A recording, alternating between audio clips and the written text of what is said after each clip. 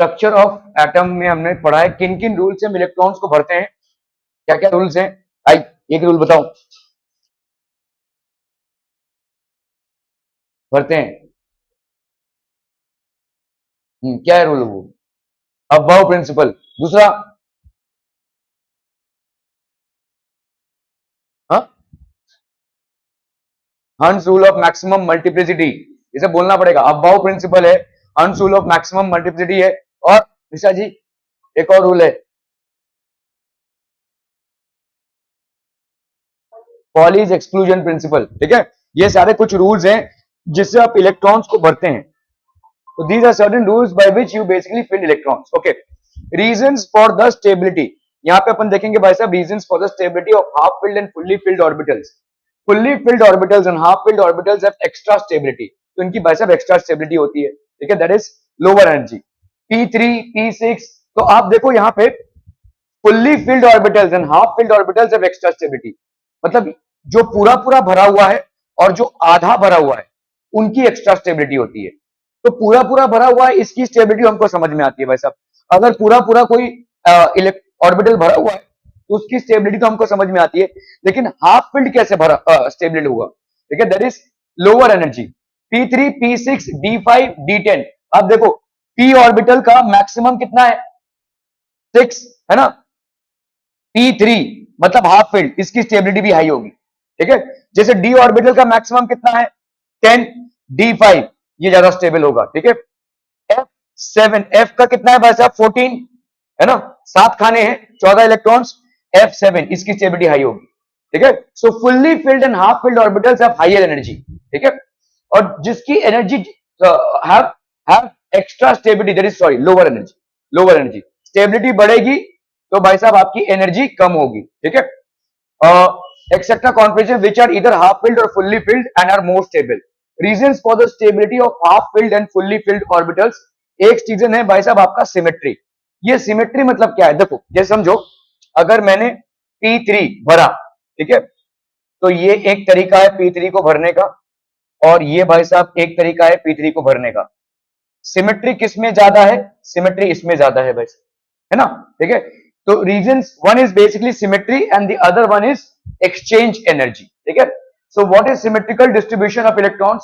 अभी देखो electrons in the same subshell, let us से 3D।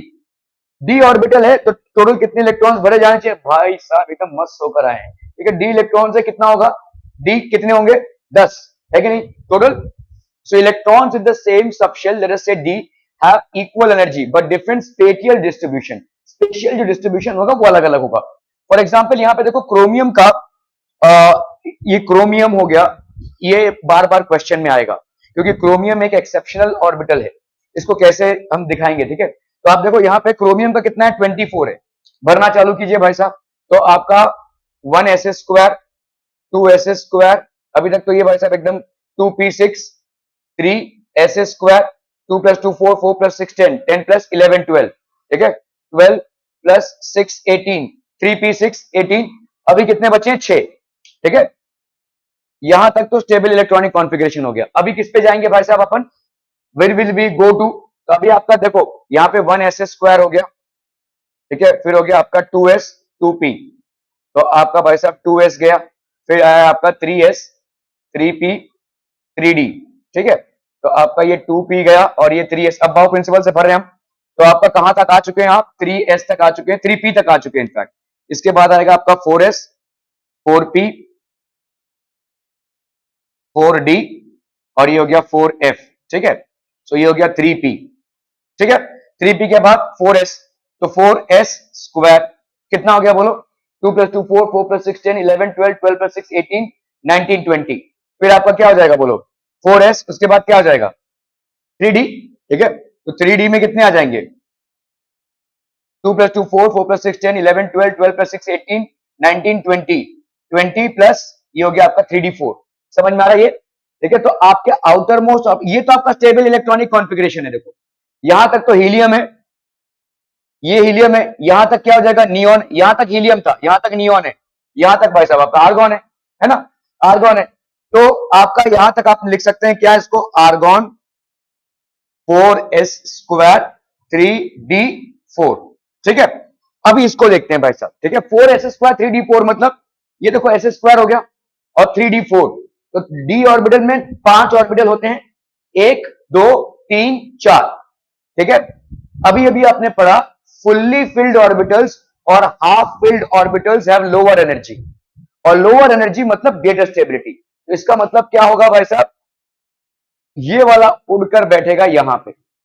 अभी देखो आपके पास कितने हाफ फिल्ड ऑर्बिटल्स हो गए, ये 1 2 3 4 5 6, 6 हाफ फिल्ड ऑर्बिटल्स हो गए, ना कि 1 2 3 4, 4 हाफ फिल्ड ऑर्बिटल। पहले आपके पास कितने थे, 4 हाफ फिल्ड ऑर्बिटल्स, अभी आपके पास कितने हो गए, 6 हाफ फिल्ड ऑर्बिटल्स। ये क्यों हो रहा है, क्योंकि 3p और 4s almost same energy level पे हैं।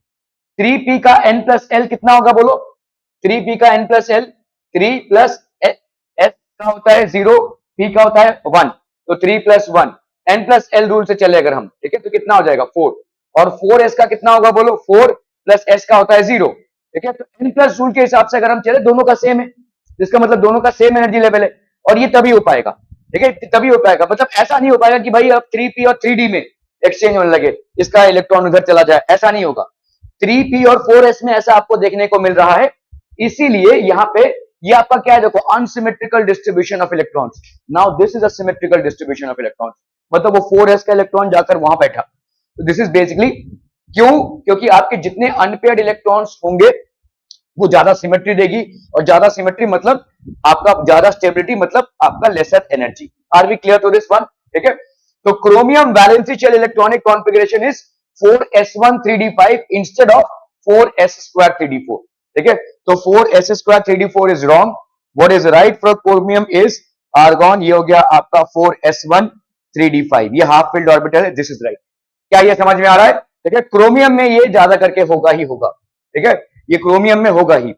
एक्सचेंज एनर्जी, तो ये तो हो गया आपका सिमेट्रिकल, तो पहला रीजन आपका क्या हो गया, सिमेट्री, ठीक है। दूसरा रीजन आपका क्या हो जाएगा, exchange energy. The stabilising effect arises when 2 or more electrons with the same spin are present in the degenerate orbitals of a subshell.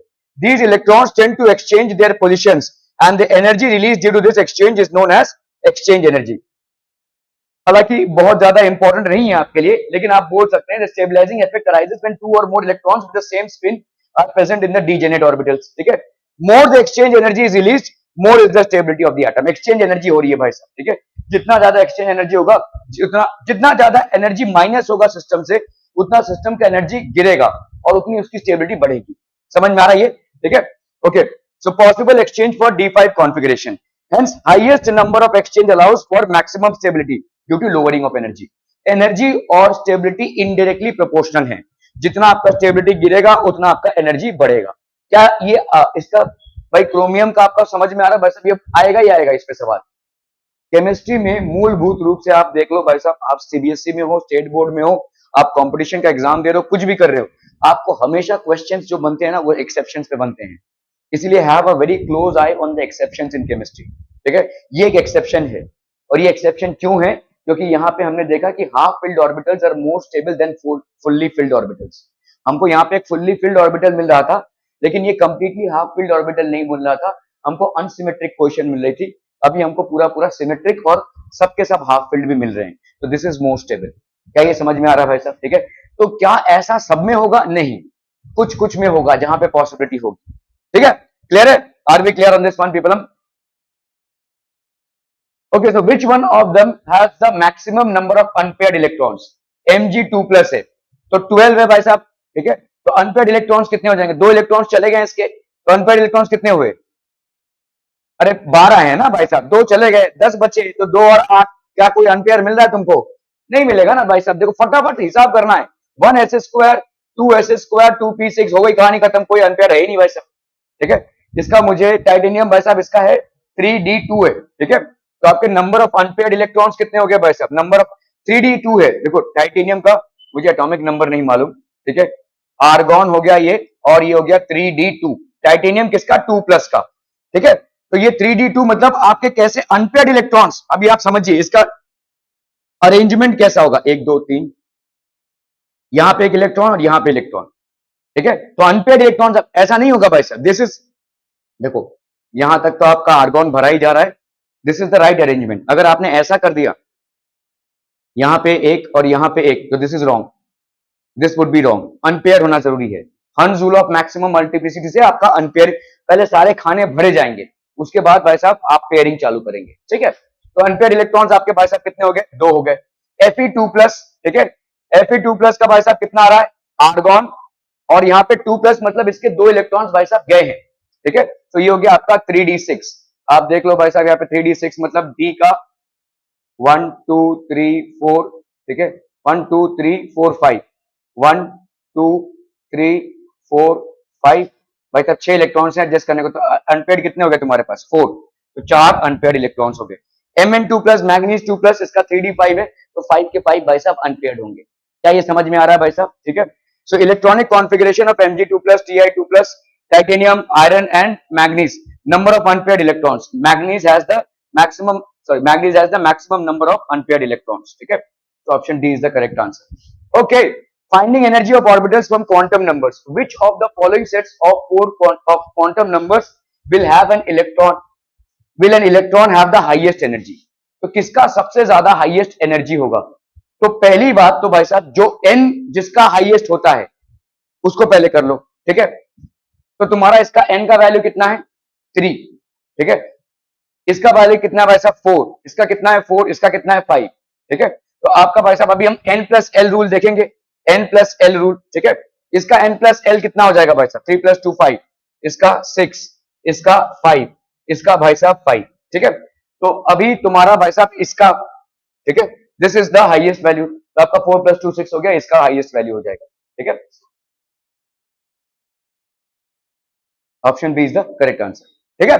n+l rule लगाएंगे हम। Which of the following options does not represent the ground state electronic configuration of an atom? कौन सा ground state नहीं हो सकता, चलिए बताइए इसमें। ओके देखो यहाँ पे ग्राउंड स्टेट क्या होता है, देखो 1s², 2s², 2p6, 3s। Ground state मतलब क्या होता है, नॉर्मल, आपने कोई एक्टिवेट वगैरह नहीं किया है, ठीक है। 3s², 3p6, क्या ये होगा, क्यों नहीं होगा, होगा कि नहीं होगा? Is this a correct arrangement? देखो यहां तक तो कहानी सही है, आर्गॉन की कहानी है, ठीक है। यहां तक तो हीलियम की होती है, यहां तक नियॉन की, और यहां तक आर्गॉन की कहानी है। अभी आपके पास यहाँ पे कितने इलेक्ट्रॉन्स है, 10, ठीक है। 10 इलेक्ट्रॉन्स में आपको भाई साहब कैसे अरेंज करना है, तो ये 4s² है और 3d8, क्या ये हो सकता है भाई साहब 3d8, ये 3d10 4s, 3d10 4s, क्या होगा, 4s पहले होगा, ओके चलिए 4s पहले होगा, तो क्या 3d8 सही है, does not represent the ground state of electronic, क्या ये सही है भाई साहब, 4s आपका पहला भरा जाएगा, ठीक है। उसके बाद आपके 8 इलेक्ट्रॉन्स हैं, ठीक है। तो यहां पे आते हैं अभी हम, देखो 1s², 2s², यहां तक तो भाई साहब आर्गॉन हो गया, ठीक है। 3d9 4s² के ये हो सकता है, 3d9 4s²,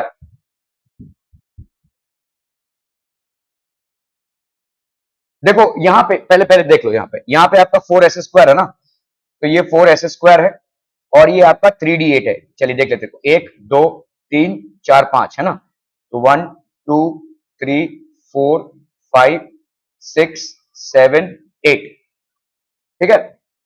कुछ हम यहां से उठाकर इधर डालेंगे तो स्टेबिलिटी बढ़ेगी क्या, नहीं। इसमें आते हैं, देखो ठीक है, ये हो गया आपका 4s² और ये है आपका 3d9, ठीक है। 1 2 3 4 5, ठीक है। 3d9 मतलब 1 2 3 4 5 6 7, नहीं 1 2 3 4 5 6 7 8 9, यहां पे क्यों आ गया भाई सर, 1 2 3 4 5 है ना, ये जबरदस्ती का डाल दिया हमने, ठीक है। 3d9, अभी ध्यान से देखिए, आपने अभी भी पढ़ा फुल्ली फिल्ड ऑर्बिटल्स या half filled orbitals are more stable, ठीक है। यहां पे हाफ फिलिंग का कोई स्कोप है नहीं है भाई साहब, ठीक है। आपने इसको अगर इधर उठाया तो क्या हाफ फिल होगा, हाफ फिल मतलब सब में एक एक सिमेट्रिकल, सिमेट्री सपोर्ट हो रही है, इसमें क्या स्कोप है भाई साहब। देखो यहां पे अगर मैंने इसको उठाकर इधर डाल दिया तो कम से कम ये तो फुल्ली फिल्ड हो गया ना, ये फुल्ली फिल्ड हो गया, एक हाफ फिल्ड रहा, ये फुल्ली फिल्ड हो गया, ठीक है। तो fully filled orbitals are more stable than half filled orbitals, और क्योंकि 3d और 4s में एनर्जी लेवल सेम है तो इलेक्ट्रॉन्स की टपका टपकी होगी भाई साहब एक से दूसरे में, और ये होगा, ठीक है। So this is not a correct arrangement, ये आपका करेक्ट अरेंजमेंट नहीं है, ठीक है। यहाँ पे आते हैं, देखो 3D 10 4s1, क्या ये हो सकता है? बिल्कुल हो सकता है भाई, ये वही है, देखो 3D 10 और 4s1 ही तो किया आपने, ठीक है। सो इसका ही रूपांतरण ये होना चाहिए, this is the correct one, ये होना चाहिए, ठीक है। ओके, ये वाले पे आते हैं, देखो इतना तो हो गया भाई साहब आपका आर्गॉन, क्या ये सही है? 3D 5 4s1, फटाफट सोचिए, विदाउट हाफ फील्ड है सब, डी में भी हाफ 5 और एस में भी half 1, half filled orbitals are more stable, तो is this a supportive structure? Yes it is a correct structure. तो ये वाला बेसिकली रॉन्ग है और एक्चुअली में ये होना चाहिए, so that is how it is. Are we clear on this one people? Okay okay okay. Which of the following is responsible to rule out the existence of definite paths or trajectories of electrons? Pauli's exclusion principle, Heisenberg's uncertainty principle, Hund's rule of maximum multiplicity या above principle? Poly का exclusion principle हो या Hund's rule of maximum multiplicity हो या above principal हो, तीनों primarily किसमें use होते हैं? इलेक्ट्रॉन्स की फिलिंग में, ठीक है। आप जब इलेक्ट्रॉन्स को ऑर्बिटल्स में भरते हैं तो उसमें यूज होते हैं। ये वाला जो है हाइसेनबर्ग का अनसर्टेनिटी प्रिंसिपल किससे रिलेटेड है? Position and momentum of electron से रिलेटेड है, विच इज अनप्रेडिक्टेबल, ठीक है। याद है क्या है हाइसेनबर्ग का अनसर्टेनिटी प्रिंसिपल? बताइए, देखो देखो हाइसेनबर्ग का अनसर्टेनिटी प्रिंसिपल क्या है? हम नहीं लेकिन उसको जब मैथमेटिकली रिप्रेजेंट करते हैं तो h बाई, नहीं, h बाई 4 पाई है, ठीक है, h बाई 4 पाई है momentum, position and momentum. Okay, which among the following pair of ions has the same electronic configuration? ऐसा सवाल आपको मैं दिखाऊंगा, जेई मेंस में बहुत आता है, ऐसे बहुत रिपीटेड, ठीक है। सेम आइसो इलेक्ट्रॉनिक स्पीशीज कौन कौन से हैं, ठीक है। तो आपका क्रोमियम हो गया 3+, ठीक है, और आयरन हो गया 3+, ठीक है। तो क्रोमियम का देखो यहाँ पे आर्गॉन और 3D3 हो गया भाई साहब, ठीक है। क्रोमियम 3+, मतलब इसके 3 इलेक्ट्रॉन जा चुके हैं, अभी अभी आपने देखा क्रोमियम का कितना है? 24 है, 24 मतलब आर्गॉन में 18 तो हो ही जाते हैं, और 6 को ठूसना है भाई साहब, और 6 में से 3 निकल गए तो 3D3 हो गया भाई साहब, ठीक है। ओके, यहाँ पे Fe3+, Fe का कितना है? ये सब एटॉमिक नंबर्स याद रखने पड़ेंगे यार। ओके, तो आपका Fe3+ ये हो गया आर्गॉन। तो इसमें से आइसो इलेक्ट्रॉनिक कौन दिख रहा है आपको? मैंगनीज और आयरन, मैंगनीज और आयरन आपका आइसो इलेक्ट्रॉनिक दिख रहा है, ठीक है। ग्राउंड स्टेट हो गया। 4 electrons of oxygen atoms, for electrons of oxygen atoms, which one of the following statement is correct? Z effective for an electron in a 2s orbital is the same as Z effective for an electron in a 2b orbital. देखो shielding effect जो होती है, ठीक है, shielding effect मतलब ये electrons है, is in the order of S is greater than P is greater than D is greater than F, ठीक है। सबसे ज्यादा आपको दिखेगा S में, shielding effect is in the order of this and hence. तो अगर आप देखोगे भाई साहब 2s ऑर्बिटल में जो इलेक्ट्रॉन है, ठीक है, और 2p ऑर्बिटल में जो इलेक्ट्रॉन है, ठीक है, Z effective for an electron is 2s orbital is the same as Z effective for the shielding effect is of the order S is better and hence option A is correct। लेकिन यहाँ पे आपका 2 दोनों का same है, ठीक है। An electron in 2s orbital has the same energy as that of an electron in the 2b orbital, ठीक है। आपका भाई साहब hence option B is incorrect, क्योंकि 2s का एनर्जी लेवल क्या है? 2 + 0, तो ये हो गया 2, और 2p का भाई साहब क्या है? 2 + 1, तो ये हो गया 3। इन दोनों में डिफरेंस आ गया तो ऑप्शन इनकरेक्ट हो गया। Z effective for an electron in 1s orbital is the same as Z effective for an electron in a 2bs orbital, ठीक है। 2s orbital, the electrons of 2s will experience lower Z effective। Z effective मतलब समझते हैं ना, देखो आपका atomic number है Z effective और यहाँ पे इलेक्ट्रॉन्स हैं, तो यहाँ से आपका एक रिपल्शन इस इलेक्ट्रॉन को मिल रहा है, यहाँ से अट्रैक्शन भी है और यहाँ से रिपल्शन भी है। तो Z effective मतलब क्या हो जाता है? अट्रैक्शन और रिपल्शन को मैनेज करते हुए जो फोर्स बचता है। So due to the positive charge present in the nucleus, there is a centrally attractive force experienced by the electrons. However, due to the electrons which are present in the orbits, there is a repulsion experienced as well. So Z effective is basically positive minus negative. Okay. The two electrons present in the two have the same spin quantum numbers but of opposite side. दोनों का spin quantum number same है but opposite side. The pair in which ions are isoelectronic with Al3+ are, JEE mains का सवाल है, जो मैंने आपको बोला था, आइसो इलेक्ट्रॉनिक पे बहुत सवाल आते हैं, ठीक है। The pair in which ions are isoelectronic with Al3+। अभी देखो Al3+ क्या है, Al3+ मतलब कितना हो जाएगा, 13 इलेक्ट्रॉन्स होते हैं इसमें, तो 3 निकाल दिए तुमने, कितने बचे, 10 इलेक्ट्रॉन्स हैं, ठीक है, 10 इलेक्ट्रॉन्स, ठीक है। Bromine, the pair in which electrons are isoelectronic, bromine का कितना हो जाएगा भाई साहब, ब्रोमीन के भाई साहब 17 और उसमें ऐड करेंगे, काफी दूर है भाई साहब, उसमें से एक इलेक्ट्रॉन को आप ऐड कर रहे हैं। क्लोरीन के ही भाई साहब 17 होते हैं, उतना दूर आपको जाने की भी जरूरत नहीं है, क्लोरीन के ही 17 होते हैं, ब्रोमीन तो उसका एक और शेल नीचे है, ठीक है, तो उसमें और ज्यादा 8 ऐड हो जाएंगे, प्लस उसमें एक इलेक्ट्रॉन, तो ये तो पॉसिबल नहीं है भाई साहब, ठीक है। क्लोरीन, क्लोरीन Cl- मतलब 18 इलेक्ट्रॉन्स, क्या है आइसो इलेक्ट्रॉनिक है विद एल्यूमिनियम, नहीं, ठीक है। सल्फर भाई साहब 32 का है वो तो, ठीक है। O2, O2 देखिए, देखो सल्फर भाई साहब 32 का है, नहीं तो पोटेशियम पे आओ, सोडियम के बाद पोटेशियम है नेक्स्ट ऑर्बिट में, उसमें 8 इलेक्ट्रॉन्स ऑलरेडी बढ़ जाएंगे, सोडियम के पास ही भाई साहब 11 है, उसमें और 8 जोड़ दो 19 हो जाएंगे, और 19 में से एक माइनस करोगे तो 18 होंगे, तो क्या इसके साथ मैच कर रहा है, नहीं। ऑक्सीजन पे आओ, ऑक्सीजन के कितने इलेक्ट्रॉन्स होते हैं, टोटल 8, और O2- मतलब 2 इलेक्ट्रॉन्स आपने गेन किए हैं, तो कितने हो गए, 10, ठीक है। Mg के पास कितने इलेक्ट्रॉन्स होते हैं, 12, Mg2+ मतलब 2 इलेक्ट्रॉन्स गए, तो कितने बचे, 10, क्या इसके साथ भाई साहब आइसो इलेक्ट्रॉनिक है, यस, ठीक है। So this would be the correct option. और ये जो है ये आपके 10th के लेवल का सवाल है, कायदे से देखा जाए तो, ठीक है। आपको ये पूछा है कि कितने इलेक्ट्रॉन्स के साथ आइसो इलेक्ट्रॉनिक है एल्यूमिनियम का, देखिए भाई साहब यहाँ पे SPDF कुछ जरूरत नहीं है, कुछ नहीं है, ठीक है, आपको सिर्फ टोटल इलेक्ट्रॉन्स देखने हैं सेम किसमें। So this is the pair, ठीक है, 2022 का सवाल है भाई साहब। O2, Mg2+ and Al3+ are isoelectronics because all of them have 10 electrons. ठीक है? Are we clear on this one, people? Okay. Given below are two statements. One is labeled as assertion and the other one is labeled as reasoning. Assertion and reason का इनको अभ्यास होगा, आप लोगों ने शायद बहुत ज्यादा नहीं पढ़ा है। Assertion और reasoning में मतलब दोनों statements को आपको देखकर चलना पड़ता है। एक स्टेटमेंट का दूसरा स्टेटमेंट रीजन होना चाहिए, ठीक है, और अलग अलग ऑप्शंस होते हैं। तो आपका भाई साहब आपको भी मालूम होगा, असर्शन और रीजन आप लोगों ने स्टेट बोर्ड में ज्यादा नहीं, आपको भी मालूम होगा, ठीक है। So assertion and reason are true and R is the correct explanation होता है ये, ठीक है। Assertion and reason are true but R is not the correct explanation, ठीक है, दोनों भी अपनी जगह पे सही है, और एक होता है भाई साहब एक गलत दूसरा सही, एक सही दूसरा गलत, ठीक है। ओके, चलिए यहां पे भाई साहब असर्शन वाला स्टेटमेंट क्या है, the ionic radii of O2- and Mg2+ are same. Okay, ionic radii क्या होता है, आयन का रेडियाई, ठीक है, एटम का रेडियाई, एटॉमिक रेडियाई हम एटम्स के लिए बोलते हैं, आयनिक रेडियाई हम आयंस के लिए बोलेंगे, ठीक है। भाई साहब यहाँ पे क्या है, O2- आयन है ना, ठीक है, तो इसमें 2 इलेक्ट्रॉन्स आए हुए हैं आपके, ठीक है, तो इसका मतलब आउटर मोस्ट ऑर्बिट में कितने इलेक्ट्रॉन्स हो जाएंगे भाई, 2 और 6 होता था, तो अभी 2 और 8 हो जाएगा, ठीक है।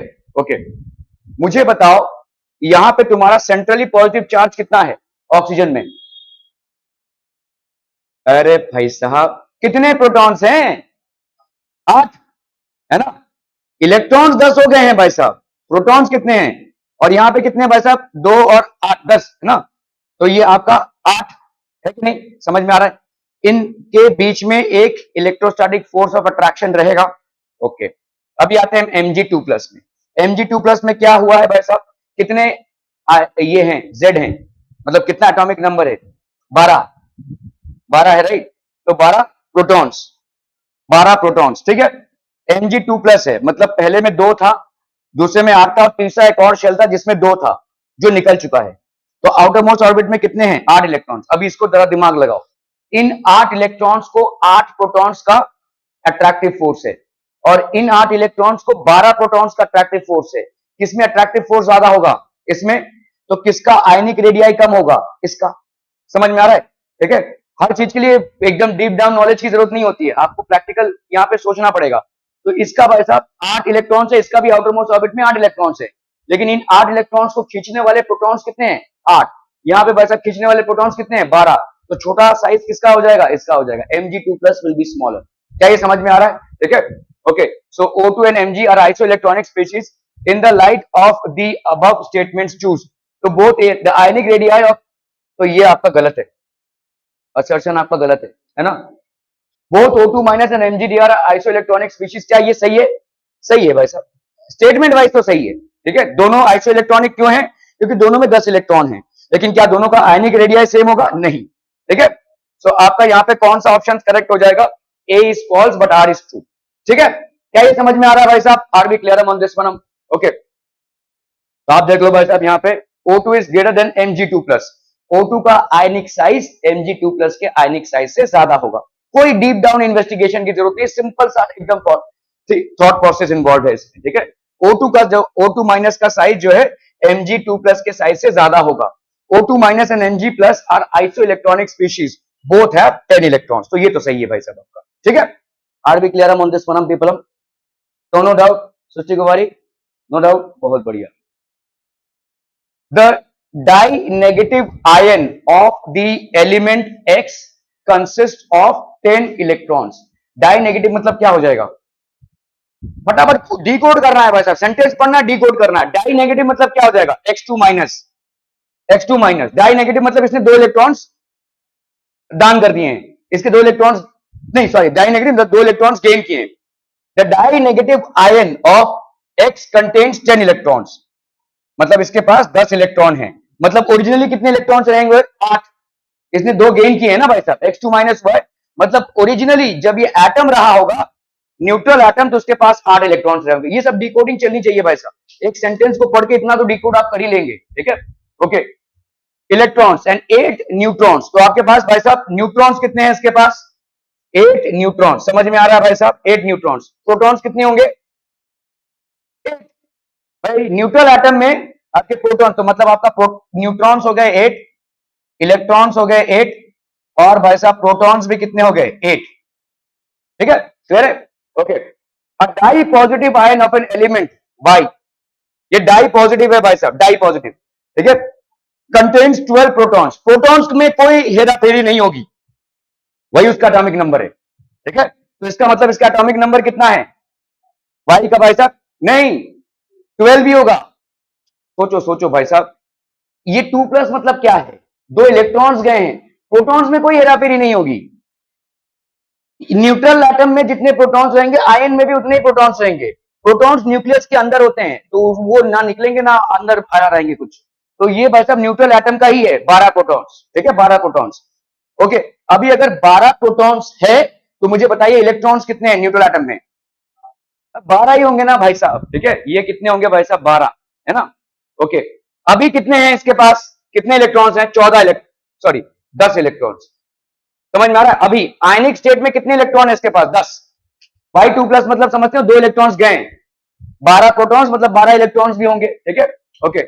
The di positive ion of element Y consists of 12 protons. The number of neutrons in Y is 1.5 times the number of electrons in atoms X. तो नंबर ऑफ न्यूट्रॉन्स कितने हो जाएंगे भाई साहब? अभी आपके नंबर ऑफ न्यूट्रॉन्स यहाँ पे कितने हैं? कितने थे भाई साहब? 8 न्यूट्रॉन्स थे ना। तो 8 न्यूट्रॉन्स मतलब 1.5 इंटू 8 कितना हो जाएगा बोलो? 12 है ना। 5 8 40, 8 1 8 प्लस 4 12, तो 12 न्यूट्रॉन्स, 12 न्यूट्रॉन्स हो गए भाई साहब। ठीक है, the number of neutrons in atomic, the mass number of X and why would be. अभी मास नंबर क्या होता है? प्रोटॉन और न्यूट्रॉन का मास। मुझे बताओ इसका मास नंबर। अभी यहाँ पे जो पूछा है आपको, यहाँ पे आयंस का मास नंबर रेशियो नहीं पूछा है। ठीक है, the number of electrons, the mass number ratios of X and Y. X का मास नंबर कितना हो जाएगा? प्रोटॉन्स प्लस न्यूट्रॉन्स कितना हो गया भाई साहब? 16। ठीक है, एक्स का मास नंबर, और भाई साहब वाई का मास नंबर कितना हो गया बोलो? ठीक है, प्रोटॉन्स प्लस न्यूट्रॉन्स, प्रोटॉन्स 12 और ये 12, तो ये हो गया आपका 24। ठीक है, 8 2 16, 8 3 24, 2:3 वुड बी द आंसर। क्या ये पूरा कार्यक्रम समझ में आ रहा है? Are we clear on this one people? समझ में आता? बढ़िया, 2:3। ठीक है, okay. The oxide which contains an odd electron at the nitrogen atom is odd electron. चलिए फटाफट फटाफट, odd electron, the oxide which contains odd electron.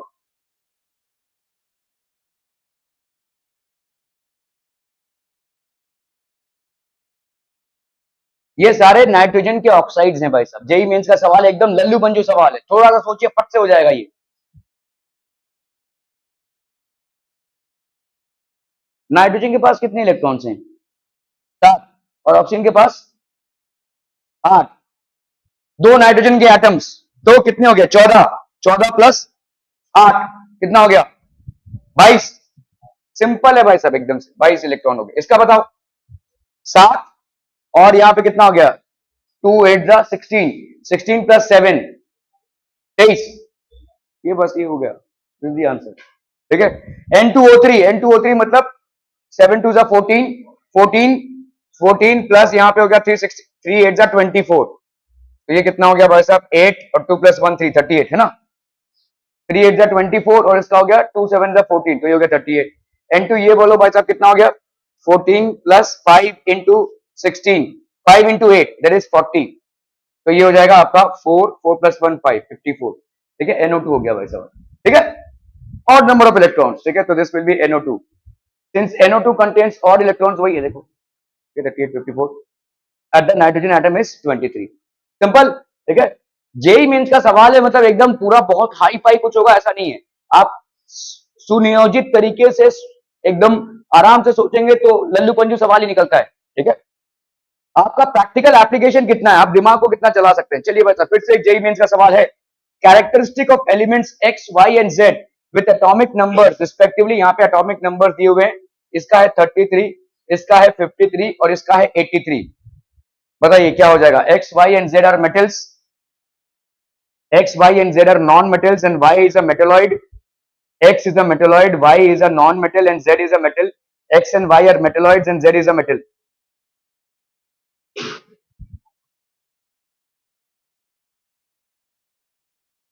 Metal होने का क्या क्राइटेरिया है आपके वैलेंसी इलेक्ट्रॉन्स क्या होंगे 1 और 2 और 3 वैलेंसी इलेक्ट्रॉन्स। कर लो भाई साहब यहाँ पे 33 है ना 1s square 2s square 2p6 3s।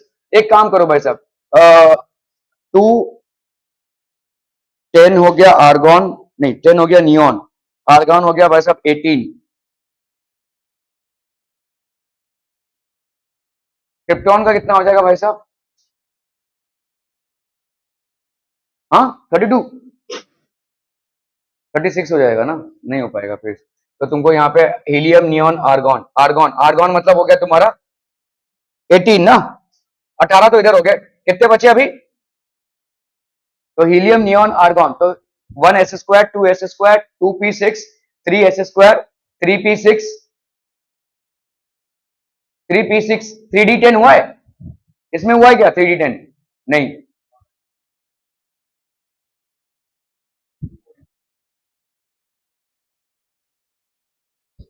Argon तक कितना है 18 है ना तो आर्गॉन तक कितना हुआ 1s square 2s square 2p6 6 plus 7 8 और 11 12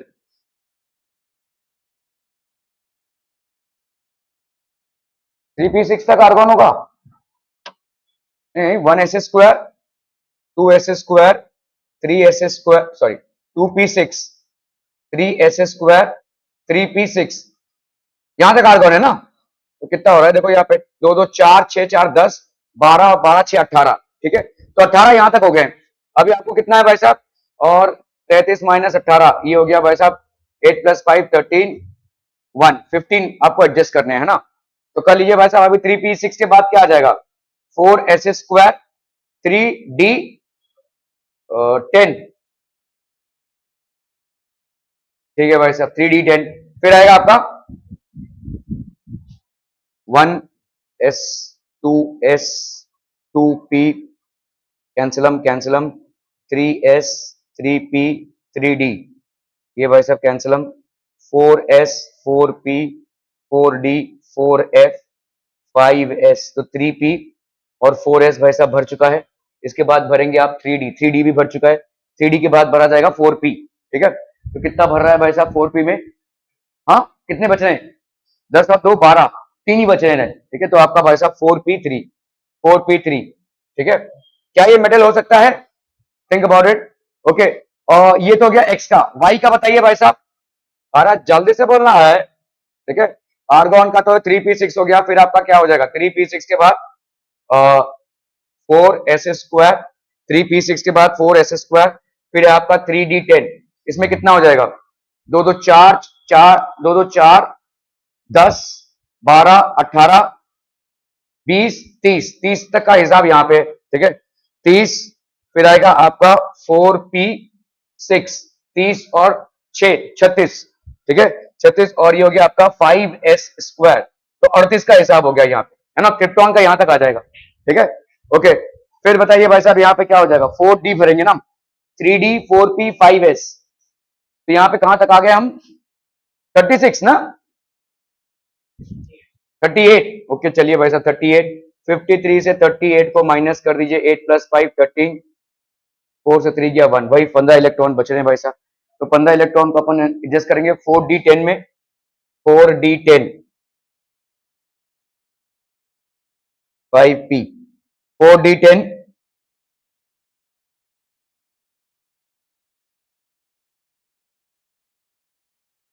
ठीक है। फिर है भाई साहब, ओके। तो इस तरह से आप एडजस्ट करते जाएंगे। The characteristics of elements varying with atomic numbers are arsenic, iodine and bismuth, as we know the properties of that of iodine and arsenic, ठीक है। तो आपका भाई साहब ये हो जाएगा iodine, arsenic and bismuth. Iodine and arsenic is metalloid and in nature where is bismuth is a metal. ये थोड़ा सा आपको नॉलेज के साथ करना पड़ेगा, ठीक है।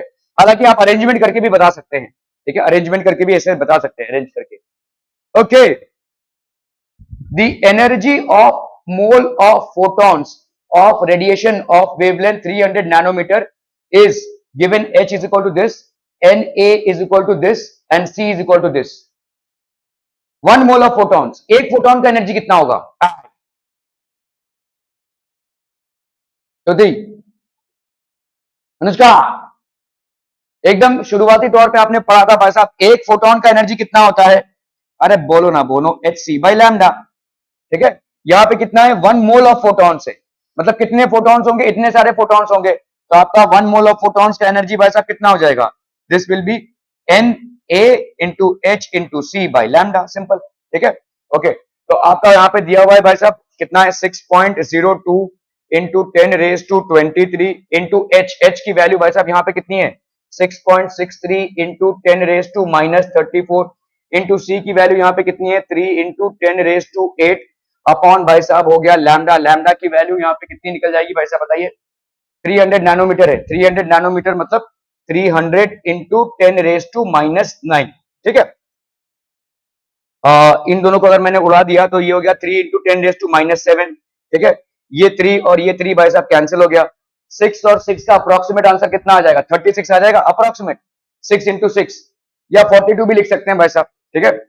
देखो ये अप्रोक्सीमेटली 7 हो रहा है ना, 7 इंटू 6 अप्रोक्सीमेटली 42, ठीक है, क्लियर है भाई साहब। और इंटू अभी इसको देखना है, 10⁻23 -34 +8 और ये भाई साहब -7 का +7 हो जाएगा, इस तरह से करना है सवाल, ठीक है। 8 + 7 15, 15 + 23 कितना हो गया भाई साहब, 23 + 15, 3 + 5 8, 2 + 1 3, 38 -34 कितना बचा भाई साहब 4, ठीक है। तो आप वो लिख सकते हैं 42 इंटू 10⁻4, तो दैट विल बी 420 अप्रोक्सीमेटली। अगर 420 ले लिया तो 10⁻3, मतलब यहाँ पे कितना हो जाएगा 420 किलो जूल्स, ठीक है। इसके सबसे आसपास वाला कौन सा होगा भाई साहब, तो एक काम करो भाई साहब 6.63 को 6.02 से मल्टीप्लाई करके देख ही लो कितना आ रहा है, देख लो, या तो ये होगा आंसर या तो ये होगा आंसर भाई साहब, जहां तक मुझे लग रहा है ये वाला आंसर हो जाएगा 6.63, 663 इंटू 602 कर लेते हैं भाई साहब, 3 2 6, 6 2 12, 6 2 12 113, ठीक है, ये तो जीरो ही हो जाएगा, 3 6 18, 6 6 36 37, 6 6 36 37 38 39, ये हो गया 6 2 8 + 3 11, 7 + 1 8 19, हाँ आ गया भाई साहब 399, ठीक है।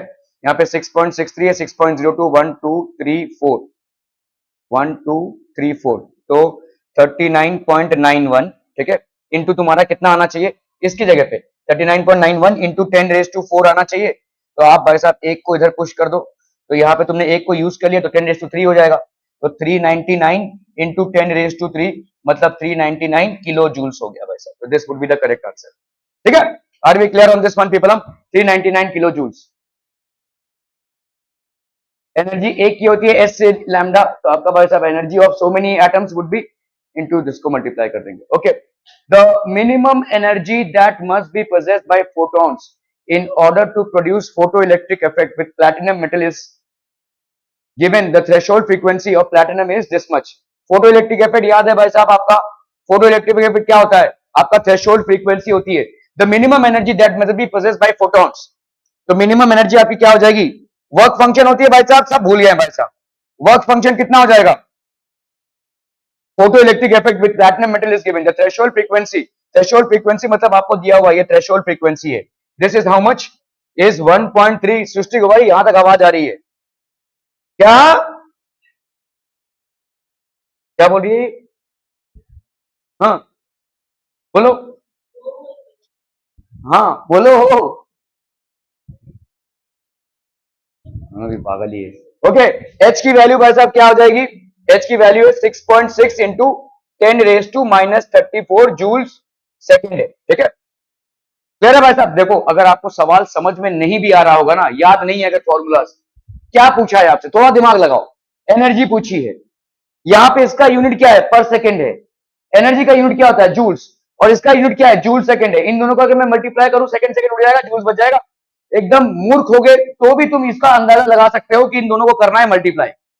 एकदम अगर मूर्ख हो गए, अगर तुमको कुछ नहीं मालूम है. पूछा क्या है यहाँ पे? ठीक है, यहाँ पे पूछा क्या है भाई साहब? Energy.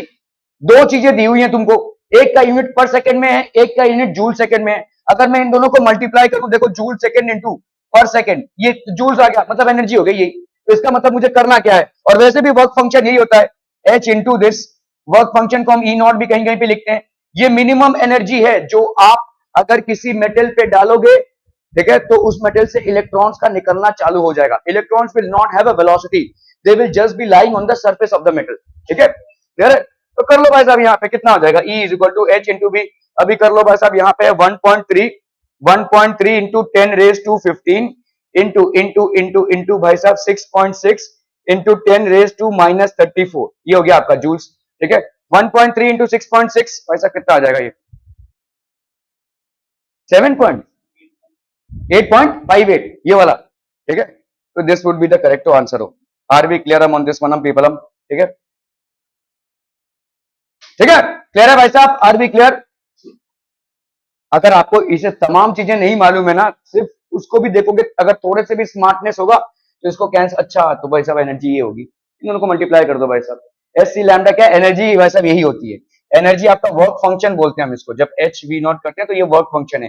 This is the minimum amount of energy that needs to be supplied to a metal in order to ensure that electrons are getting emitted out of it. ठीक है, that is called work function. When light of wavelength 248 nanometer falls on a metal of threshold energy दिया हुआ है यहाँ पे 3.0 electron volts में दिया हुआ है. ध्यान दीजिएगा, यूनिट चेंज है यहाँ पे. ठीक है, इलेक्ट्रॉन वोल्ट्स, तो आपका threshold energy will be equal to 3.0 electron volts. ठीक है, the de Broglie wavelength of emitted electrons. De Broglie wavelength कितना हो जाएगा? डी ब्रोगाइल वेवलेंथ क्या होता है भाई साहब? एच.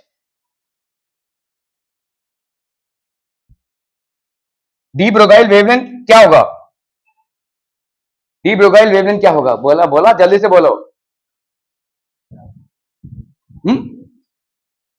देख रहे हैं भाई साहब? The de Broglie wavelength of emitted electrons is. De Broglie ने दो इक्वेशंस को मिक्स किया था, क्या क्या था? E is equal to MC का स्क्वायर और E is equal to H C by lambda. ठीक है, मतलब देखो E is equal to M C का स्क्वायर और E is equal to H C by lambda.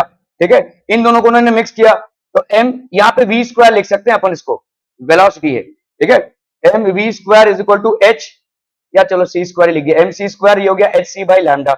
ये एक सी और एक सी कैंसिल हो गया. डी ब्रोगाइल ने इन दोनों को कंबाइन किया है बस. ठीक है, तो आपका लैम्डा का वैल्यू कितना हो जाएगा? एच बाई एम सी, मतलब एच बाई एम वी भी लिख सकते हैं. This is all about de Broglie's wavelength. कर लो भाई साहब, यहाँ पे 6 पॉइंट कितना है? 6.6 इंटू 10⁻⁻34. 6.6 इंटू 10⁻⁻34. अच्छा, यहाँ पे एक चीज सोच लो, ये लैम्डा जो है आपका इलेक्ट्रॉन वोल्ट में यहाँ पे एनर्जी दी हुई है, कितनी है भाई साहब? When light of wavelength this much falls on a metal of threshold, the de Broglie wavelength of emitted electrons.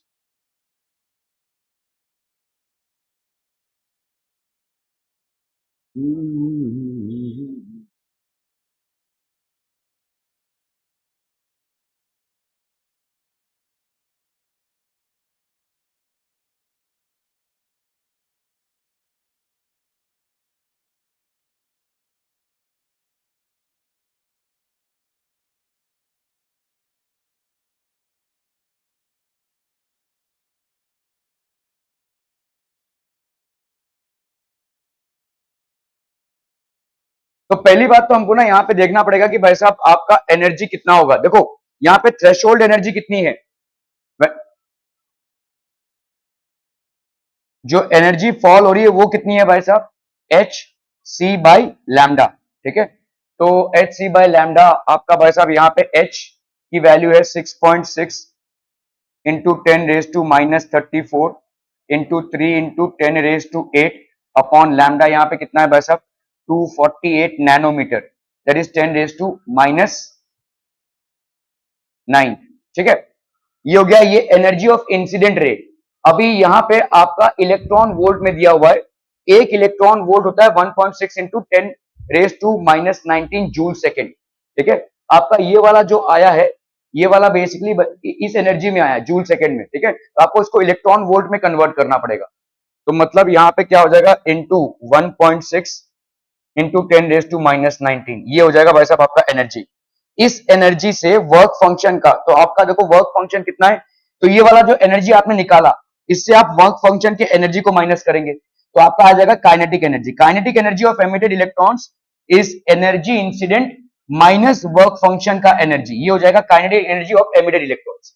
इस एनर्जी से बेसिकली जो आपका काइनेटिक एनर्जी आया उससे आप भाई साहब, तो ये वाला जो एनर्जी निकला, ठीक है, this kinetic energy is equal to emitted electrons the de Broglie wavelength. आप इससे भाई साहब डी ब्रोगाइल का वेवलेंथ निकालेंगे विच इज h/mv।